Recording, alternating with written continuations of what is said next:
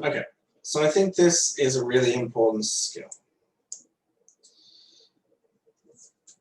There aren't many people that are good at proofreading their own work. Because what do we think of our work when we're writing it? What do we think it is when we're writing it?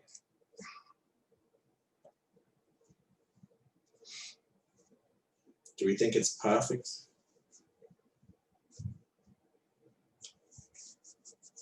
You're writing something and you finish it, you think this is the greatest thing I've ever written and there's ever been written in the history of writing things. Is that what you think?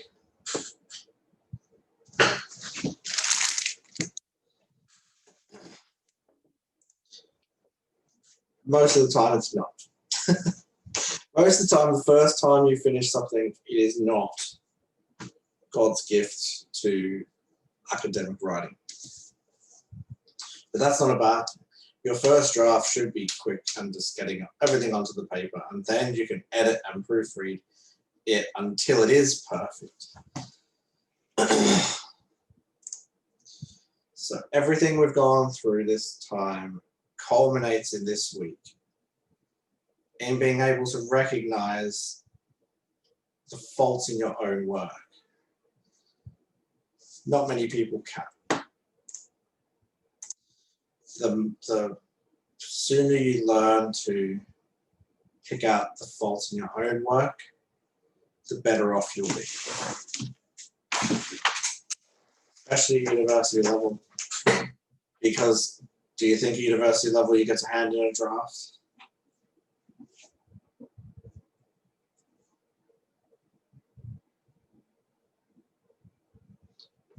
The answer is definitely not. There is no drafts at university. And it really irks me that in senior years they don't actually teach you how to proofread. They still allow you to hand a draft into your teacher. By the time you get to grade 12, you should be able to write your own. Sorry, not write your own. Proofread your own work and do what the teacher did for you. So, what is, in your own words in the chat, what is proofreading?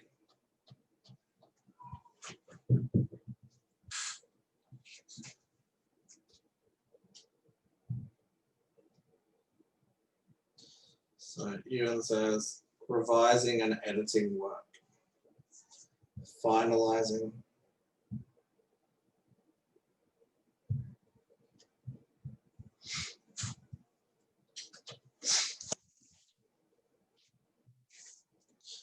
So for me, it is, yep, so Kelly says to find the mistakes to fix, yep. There's two different things. There's editing and then there's proofreading. And we'll go through the differences. There are subtle differences. And if you can separate them and do them as two different steps, you'll likely be far more efficient when you're doing it. Okay, so who thinks, why should I have to proofread and edit my own work? Isn't that the teacher's problem?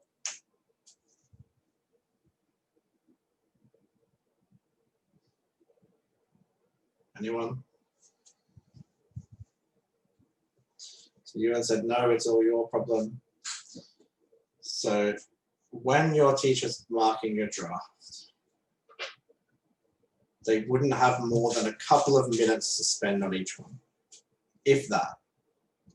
So if you give them a draft that is filled with spelling mistakes, grammar, your referencing's wrong, you haven't answered the task sheet question, and your format, you've written a report instead of an essay, do you think the teacher is going to have a chance to actually mark you on what you've written, or just how you've written?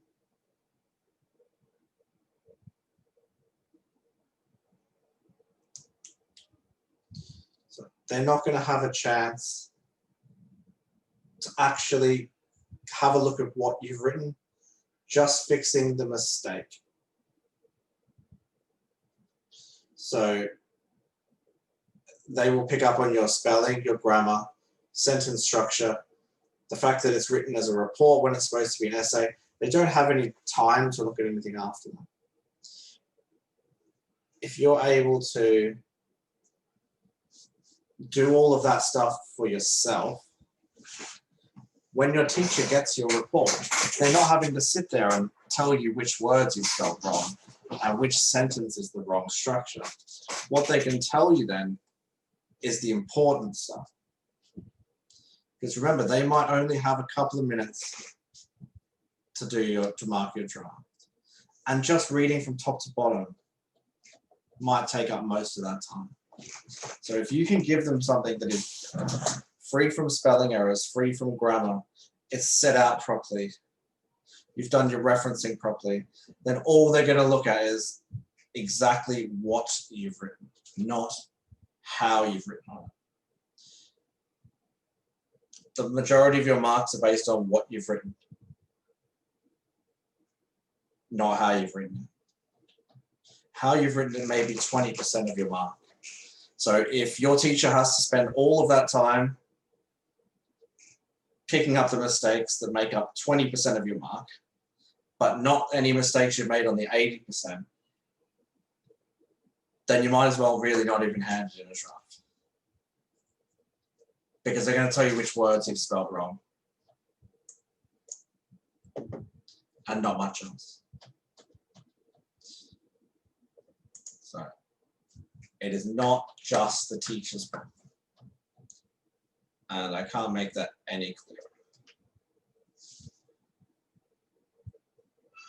I hope everyone understands. The better and more high quality, that's good English, the better quality your draft, the more time the teacher can spend dissecting the nitty-gritty stuff, the stuff that actually makes up 80% of your mark, not just tearing apart the way you've written it, which only makes up 20%. Does that make sense? And it's a skill that is not taught. You do some peer assessment, but actually going to a piece of work that you've written and tearing it apart with a red pen is not taught to you. Has anyone been shown how to do that?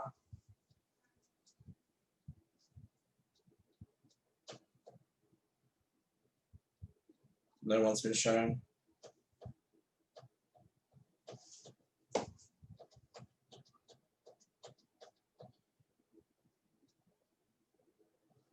So, do you think it would be a good skill to have? So if you put in the chat, do you think it would be a good skill to have?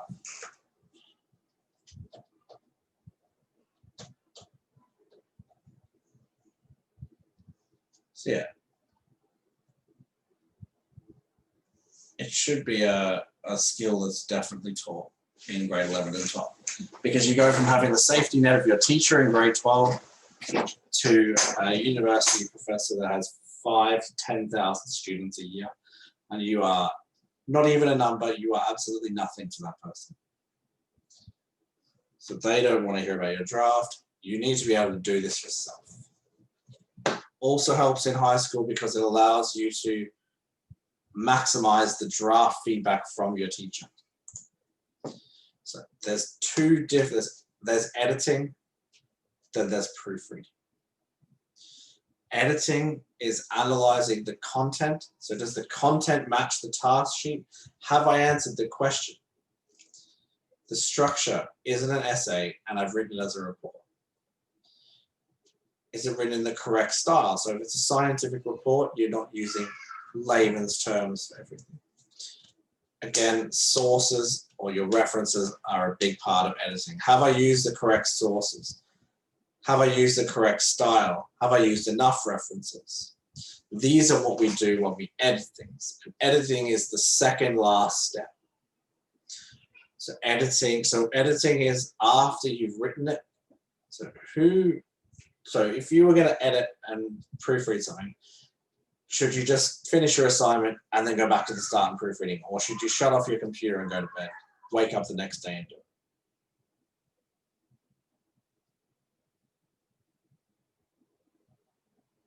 So Damon says take a break, and Damon is exactly right. You do not want to be finishing your assignment. You want a fresh pair of eyes, especially if you're frustrated. Remember that anxiety we talked about? If you're anxious about an assignment and you start proofreading, you're probably not going to do as good a job as if you just went and did something else, even for an hour or two, preferably the next day. It depends how late you've left, I guess.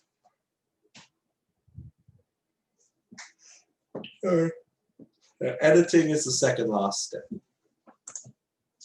So I say essay here, report, whatever. So is it in the correct structure? If you have a table of contents and you're supposed to be writing an essay, chances are you haven't written an essay. And you'll find that this makes up most of your mark. So now when we're editing something, we're looking at the structure. Have I written the essay properly? Have I got topic sentences? Have I written it in the PL structure? Have I got a conclusion? Have I got an introduction? Do I have linking sentences? All those kinds of things. So, toddler just fell out of bed, I think. So, information sources, again, where has your information come from? We've done all this stuff over this last 8 weeks now. So you should be able to, when you're reading your assignment or someone else's assignment, pick out what the structure is. The structure incorrect? Have they used the correct sources? If they've gone to Wikipedia and used Wikipedia, then probably not. So we should be able to take each week that we've done so far and use it to proofread our assignment. Task requirements, and I've said this a few times now, the most frustrating thing in the world is when someone has written a beautiful essay or report, but it doesn't actually answer what was required in the text.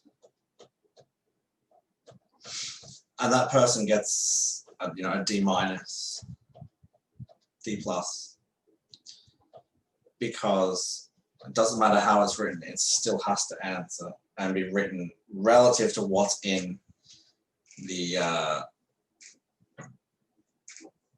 task sheet. So, and is it written in the correct style? So, is it an argumentative essay? Is it a scientific report? So you should be using scientific terms. That's what I mean by style. So proofreading is the last step. Once you're happy with everything you've written, the way that it's written. Do you know what I do? Anyone print their assignments out and go through with a red pen? Something cathartic about, I don't know, I'm very hands-on. The amount of times I'll read something on a computer screen, then print it out, and how many more mistakes and issues I find once I've printed it out and go through it with a red pen. You can't beat the red pen. Even we used to mark 20,000 plus assignments a year. The most painful part about that was it was all done on computers. The exams were great because they were handwritten, so you could use a red pen and then you would, I don't know, it was just easier. And just humor me and try it one day. Print off your assignment, get a big old red pen, and go to town on your spelling and grammar. And the amount that you'll find that you didn't find when you were reading on the screen will astonish you. So, choice of words. Again, back to week 1 or 2, academic writing. Don't use slang. Don't use abbreviations that aren't appropriate. Spelling, grammar, punctuation, that's pretty standard. The big one is when people rely on Microsoft Word to tell them about proper punctuation. Pro tip, don't rely on Microsoft Word. Spelling, yeah, you can rely on Microsoft Word, but definitely not the grammar and the punctuation. This is the absolute last step in writing your assignment. So this is all the details. This is the attention to detail. This is polishing off what you've written. This is like 20% of your mark. 15, 10 to 20, somewhere between 10 to 20, depending on the assignment. Many people write an amazing assignment, but they haven't done proofreading, and it looks terrible. All this great information, the assignment question has been answered, but had they taken half an hour to go through it and check the spelling and grammar, then their mark would have gone up a whole grade. So from B to A, C to B, if they just done this. And again, I still like to check, even when I'm proofreading, is have I answered the question? Okay, so another rant. It's computer screens. Maybe I'm just old and stuck in my ways, possibly. But I just find so many more mistakes in my own work and when marking assignments when you have it physically on the paper in front of you. Anyone ever tried to proofread or edit their assignment in Microsoft Word or PDF and you've got to stick all the comments in and it's a nightmare and you just can't bother?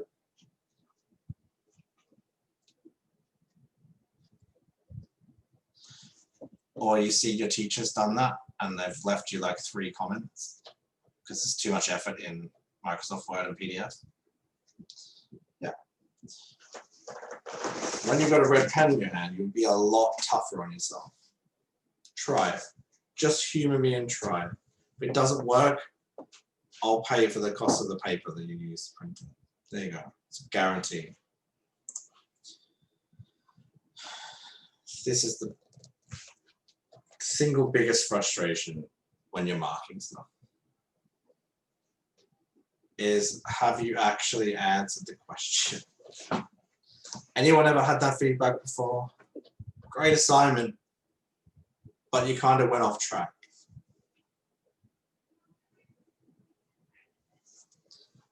So Damon says, yep, Kelly, you and everyone has done that.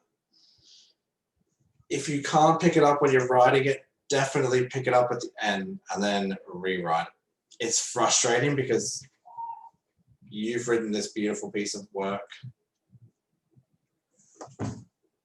and then you have to go back and rewrite it. But if you haven't followed the task sheet or the criteria sheet, then I don't want to be mean, but you might as well have not handed in the assignment. And is it followed? So if the report, if the task sheet, there we go, got there in the end. If the task sheet asks you to write a report and you write an essay, doesn't matter how good it is, you might scrape together 20 or 30%. So the structure is extremely important.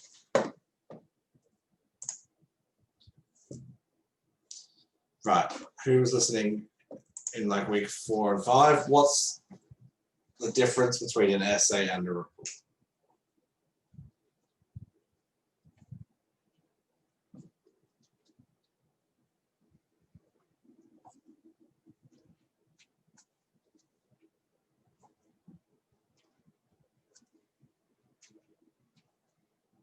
So reports are generally scientific in nature, not always.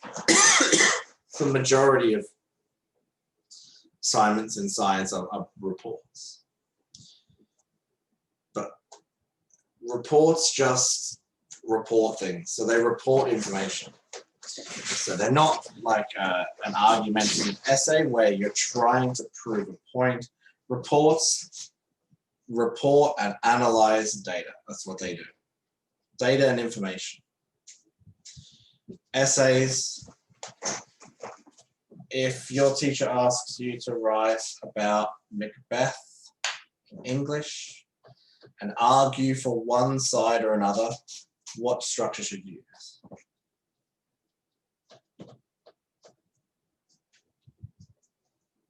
Yeah. If I wanted to see how many people have died from COVID this year and the world's response to that, what would I ask?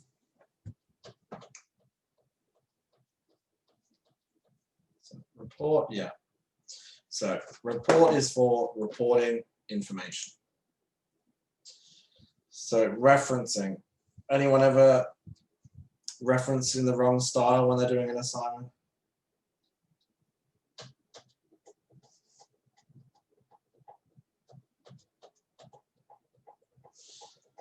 You will. Everybody will. The difference is that some people will proofread and pick it up. It's really important that you follow the correct referencing style. Again, perfect references, the best sources, but if it's not in the style, I don't even think you could get 1 mark for it. You might get marks because you've used a variety of sources, but the actual referencing marks, which are anywhere up to 5% of your mark, you're not going to get anything for it. So you have to make sure when you're proofreading that your references are done in the correct style. So what's the point? In life? No. So you need to make sure that the point you're making in your essay or in your essay more so matches what was in the task sheet. So it's coming back to that. Okay.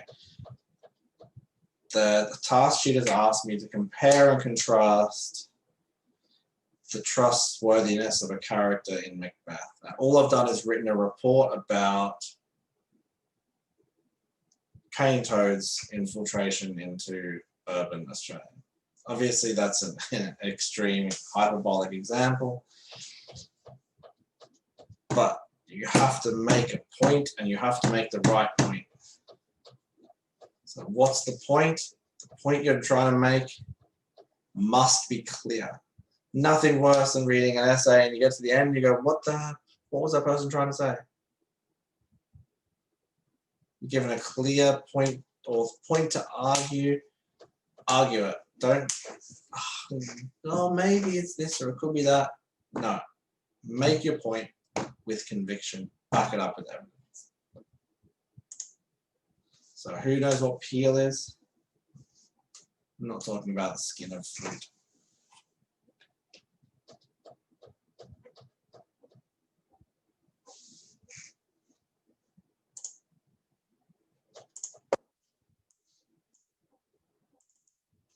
Yeah, teal, peel, doesn't really matter. Topic sentence, explanation, evidence, link to the next paragraph.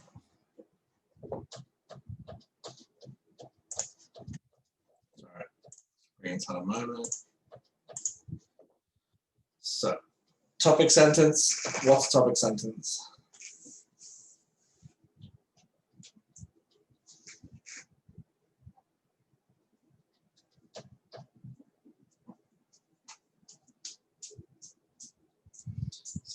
Topic sentence states the topic or the main point of the paragraph that's coming. I should be able to read the topic sentence and know exactly what's to come.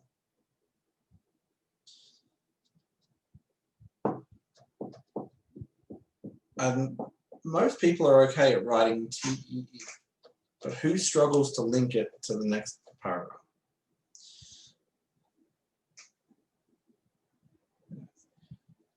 There's nothing worse than reading an essay that just reads like an introduction, 3 separate body paragraphs, and a conclusion. Because they may be really good individually, but they need to link together. And I don't mean writing in the last sentence. The next paragraph we'll discuss. That breaks my mind when I see that. Or this paragraph we'll discuss. You need to link it together using cohesive structures and things like that. so that it's when the person is reading it,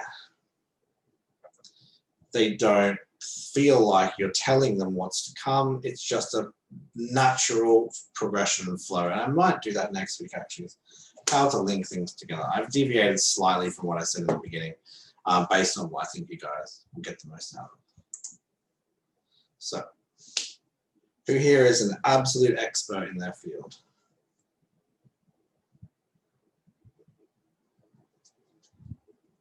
So here says absolutely. So we can't just come up with ideas and facts. We are not at the very, very pinnacle of our field.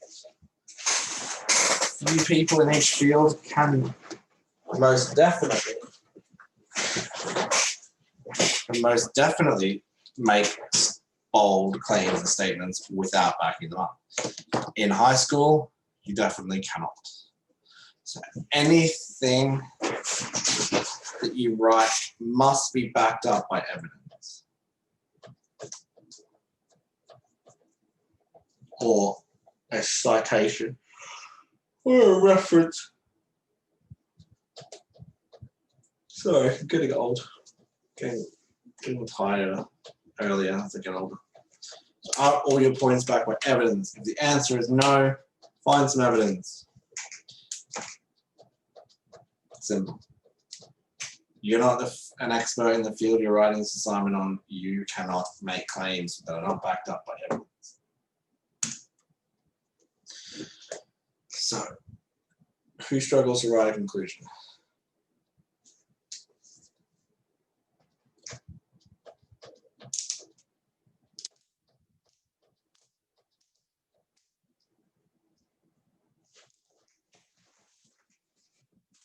Conclusion is usually the students can't quite get it right. Usually when most people lose marks. So the conclusion should restate the thesis or the question. So in a scientific report, it may be the research question. It repeats the main points that we're using to argue the thesis. And then we can make recommendations or form an opinion either way, based on the evidence we've provided, depending on the task. So conclusion is probably the hardest thing to write. Okay. Who struggles to stay under word count?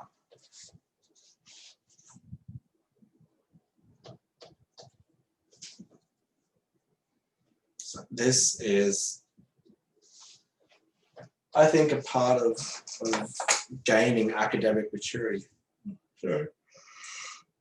So the ability to be concise comes with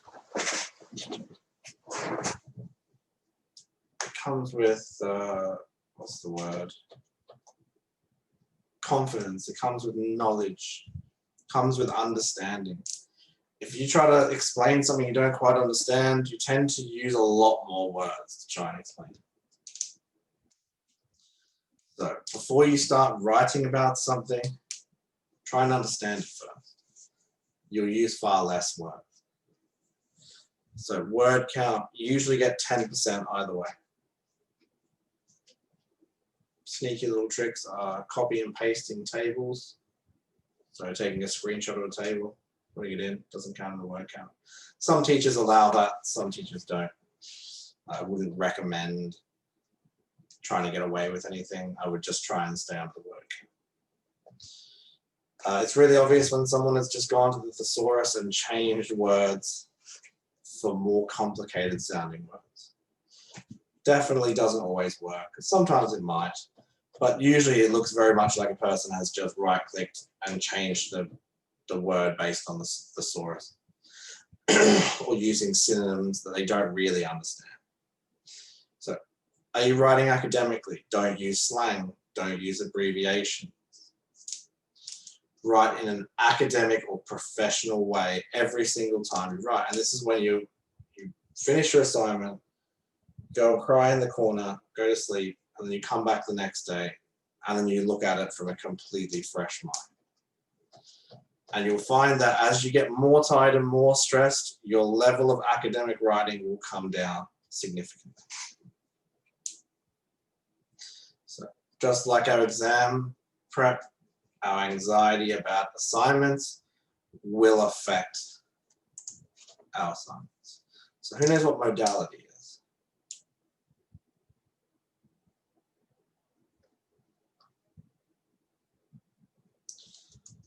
So modality refers to how sure you are about something. So if you say, maybe this will happen, is that high or low modality?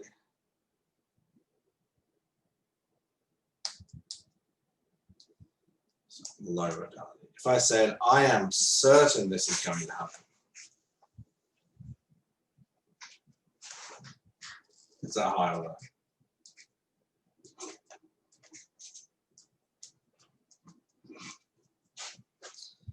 So, and this is the difference often with science. So in scientific writing, we tend to err on the side of caution with high modality words because nothing is assured. There's nothing to say that more evidence can't come out tomorrow that completely disproves what you're saying.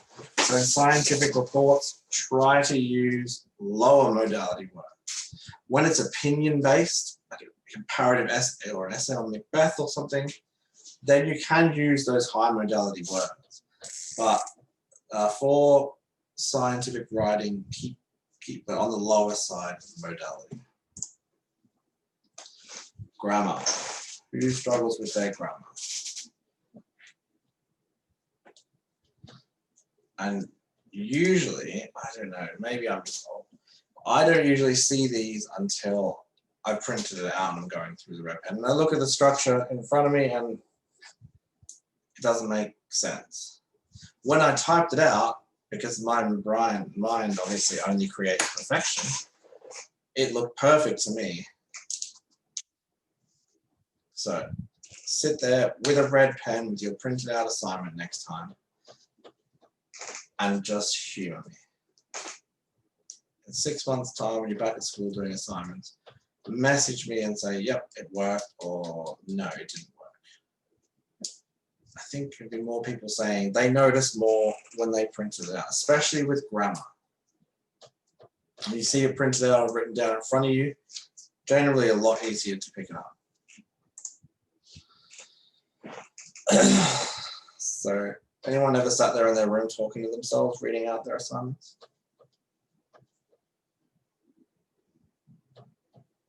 Anyone ever written a sentence when they're really tired and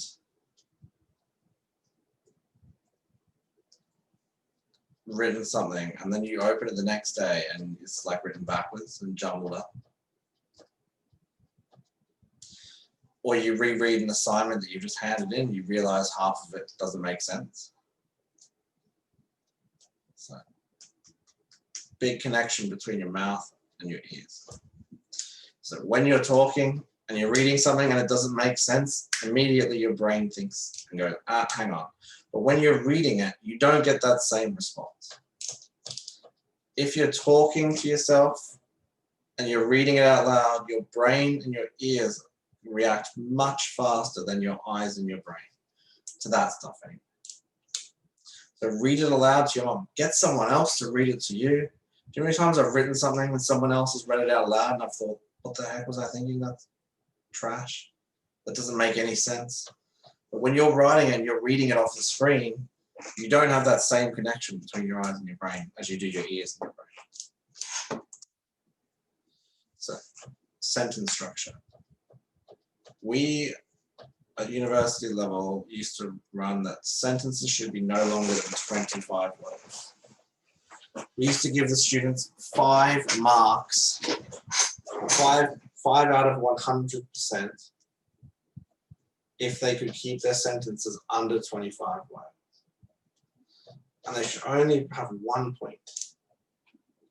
I know there's ways using grammar and commas and semicolons and but you shouldn't have to. Sentences should be concise, to the point.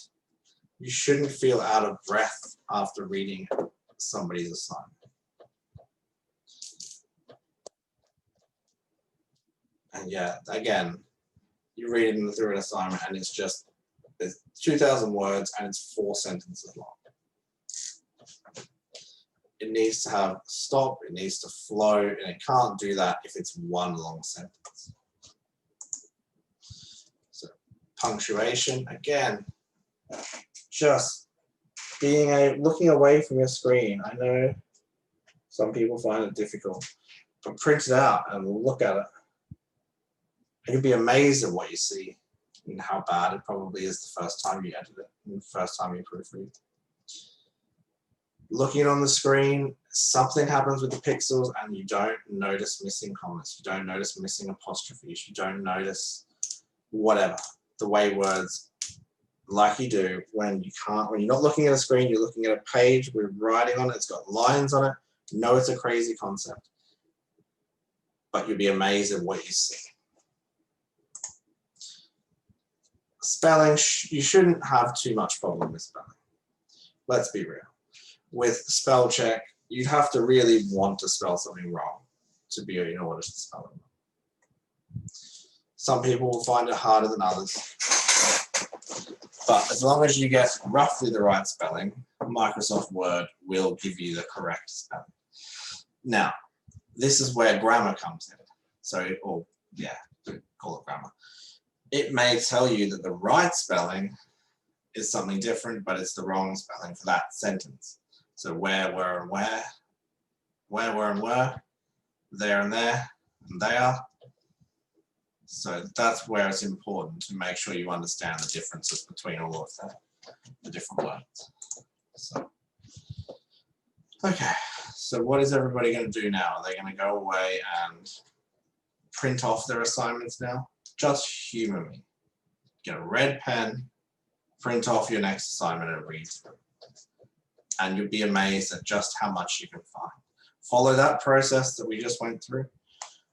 And then all of a sudden, instead of picking up on your spelling, your grammar, your sentence structure, your teacher can actually concentrate on what's important, the 80% of your mark and not the 20%. And that will make a huge difference to the amount of feedback you get. And most of the time, these teachers are sat there at 10 o'clock at night in their own time doing this. So they're not going to spend all the time you need. You know that's not going to happen because they just don't have the time. So make sure the amount of time they do get to spend on your assignment is actually on what matters and not on all the crap that you can do yourself with a red pen and a bit of brain power. So please, I implore you to become good at this. It will make your life at university a lot easier if that's your plan. Because there's no drafts, there's no drop-in sessions. This sounds harsh, but nobody cares. You only really have yourself and maybe a tutor that has 400 or 500 other students as well to help you. So the more you can help yourself, the better off you will be.